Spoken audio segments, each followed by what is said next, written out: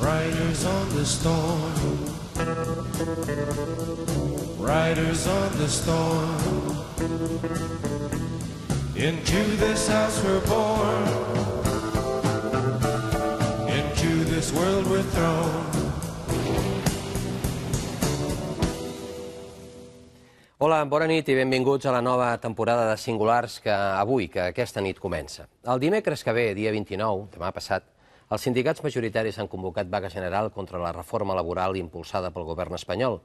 Una vaga general que no frenarà les reformes ni la liberalització de l'economia espanyola, segons el que va dir la setmana passada el president Rodríguez Zapatero a 13 dels especuladors més grans del planeta. Els mateixos que fan caure països sencers com si fossin unes simples fitxes de monopoli i a qui només fa un any el mateix Rodríguez Zapatero va qualificar d'avariciosos i de cobejosos. Servirà d'alguna cosa aquesta vaga general? I la reforma aconseguirà que disminueixi l'atur a Espanya? Ens ho dirà l'economista Jonathan Tepper, editor de la firma d'anàlisis i d'estudis financers Variant Perceptions i col·laborador dels canals d'informació econòmica Bloomberg i CNBC. I també ens ho explicarà l'economista que més es va avançar a dir que aquesta crisi ho canviaria tot, Santiago Niño Becerra, que també ens dibuixarà els escenaris de futur.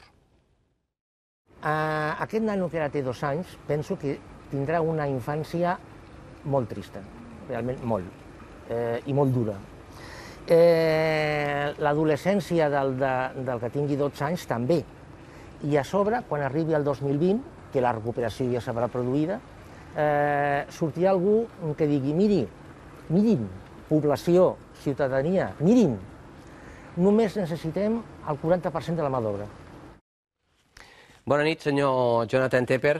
Gràcies per haver vingut al programa Singulars una altra vegada, per favor. Segui, sisplau. Senyor Tepper, el president Rodríguez Zapatero se reunió la semana pasada en Nueva York con 13 de los inversores especuladores financieros más importantes del planeta y les dijo que en España se hará todo lo que sea necesario para recuperar la confianza de los mercados. Usted, que forma parte del selecto grupo de analistas financieros que vive en la City de Londres, ¿le convenció Rodríguez Zapatero? Bueno, no escuché su discurso, pero he leído en los artículos en el Wall Street Journal, New York Times, después de las cosas que dijo. Como dijo George Soros después de la reunión, él creía que la reunión fue interesante. No sé exactamente, no me parece algo muy convincente, pero creo que a veces se le compara a Zapatero con el Mr. Bean, porque se asemejan físicamente.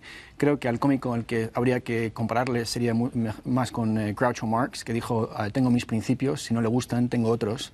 Me acuerdo que cuando hablamos la última vez fue en febrero, antes de la crisis de la deuda europea, y estábamos hablando, de hecho, de la crisis que iba a pasar. Antes de esa crisis habían muchas medidas que el gobierno español no quería tomar, pensaba que no se deberían tomar.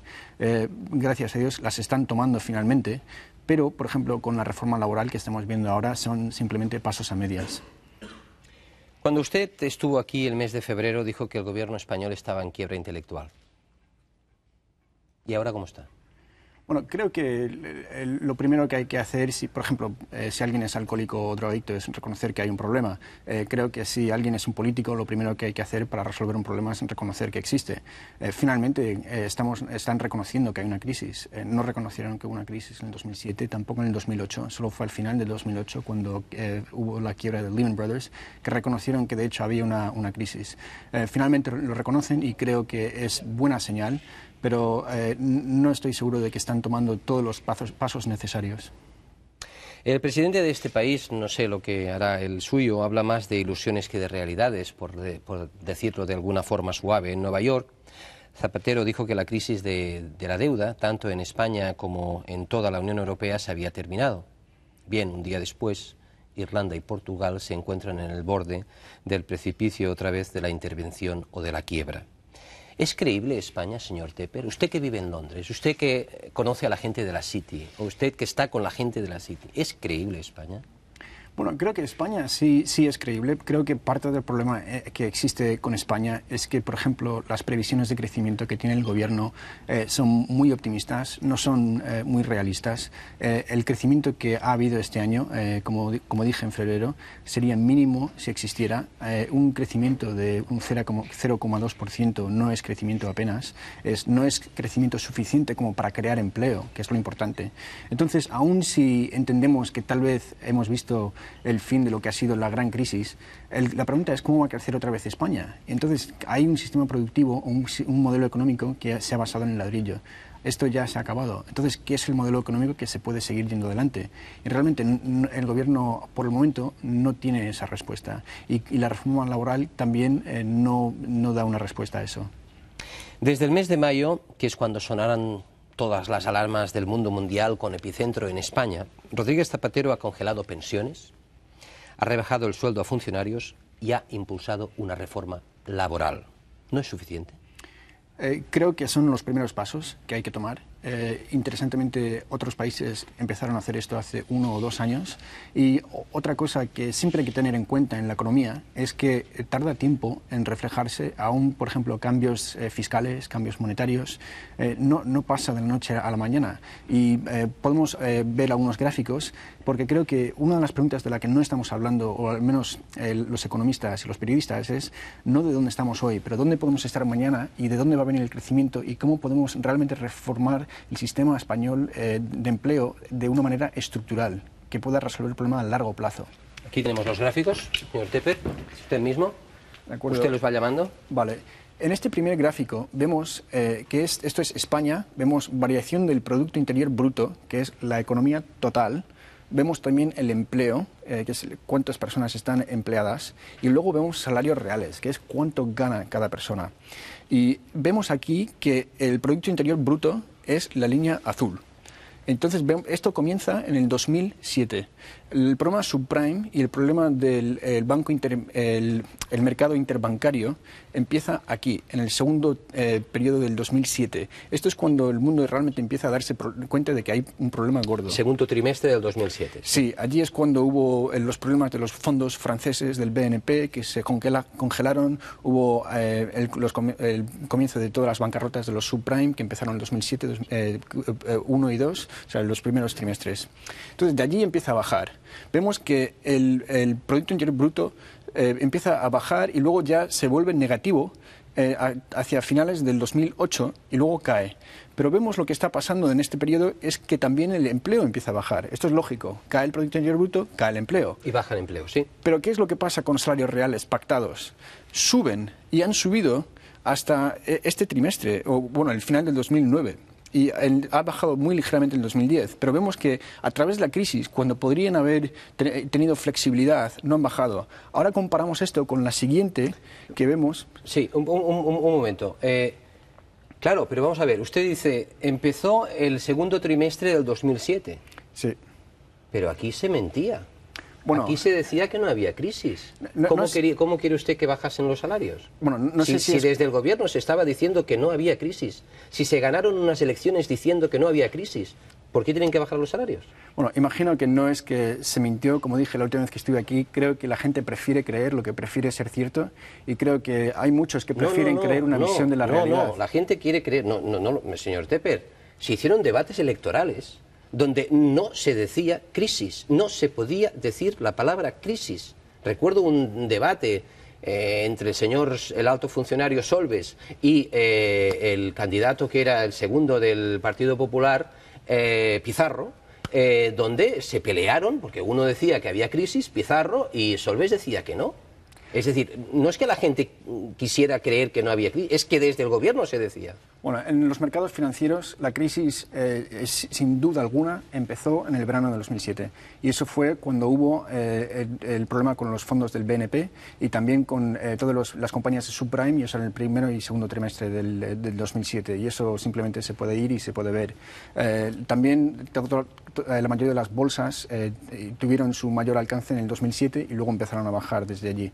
y eso se puede comprobar. Y para el mundo mundial había crisis en el 2007, ¿verdad? Sí. Menos aquí. Bueno, de hecho, en Europa la recesión empezó a comienzos del 2008. Entonces empezó a bajar en 2007 y en 2008 ya estábamos en recesión. ¿Y este es el gráfico del Reino Unido? De acuerdo. Tenemos España y luego comparemoslo con el Reino Unido. Y esto es el Reino Unido, pero podría ser cualquier otro país, porque Alemania es igual que el Reino Unido. Simplemente he escogido el Reino Unido para no mostrar 10 gráficos. Pero vemos lo que pasa. Estos son las mismas series.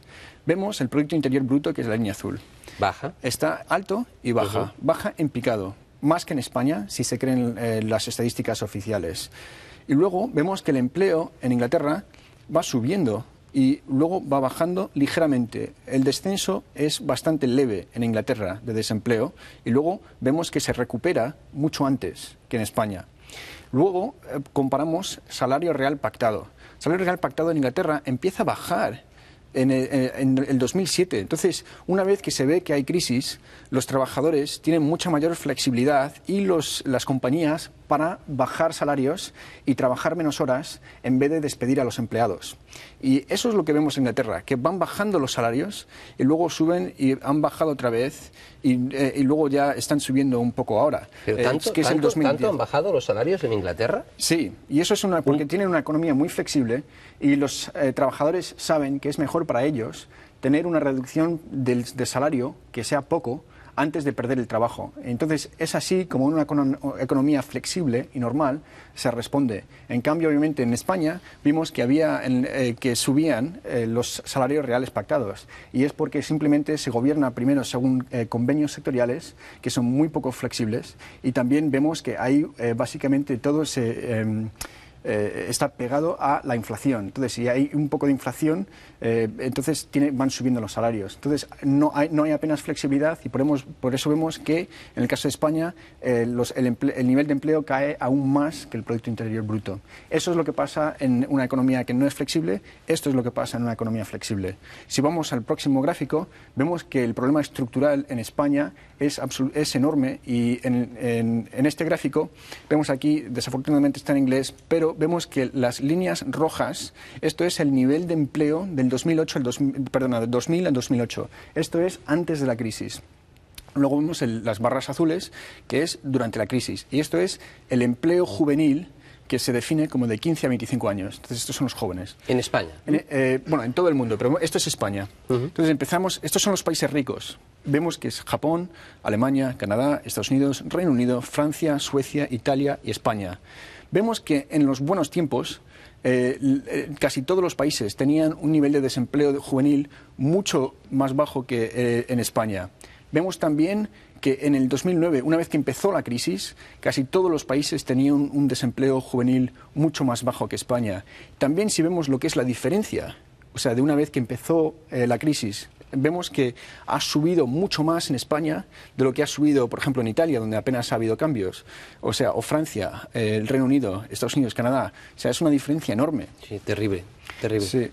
Y si vamos al próximo gráfico, vemos aquí que hubo una parte del problema en España. Esto no tiene que ver con la reforma laboral y podemos seguir hablando de ello, pero usted me pidió que trajera varios gráficos. Esto es lo que es préstamos inmobiliarios, hipotecarios en España. Vemos, y esto llega a cuando usted ha hablado de la crisis, de no admitirse. Vemos que la crisis empieza en el 2007, entonces sabemos ya que el mercado inmobiliario en Estados Unidos estaba bajando con todas las bancarrotas subprime. Vemos que el mercado interbancario europeo ya tiene problemas. Entonces, teóricamente,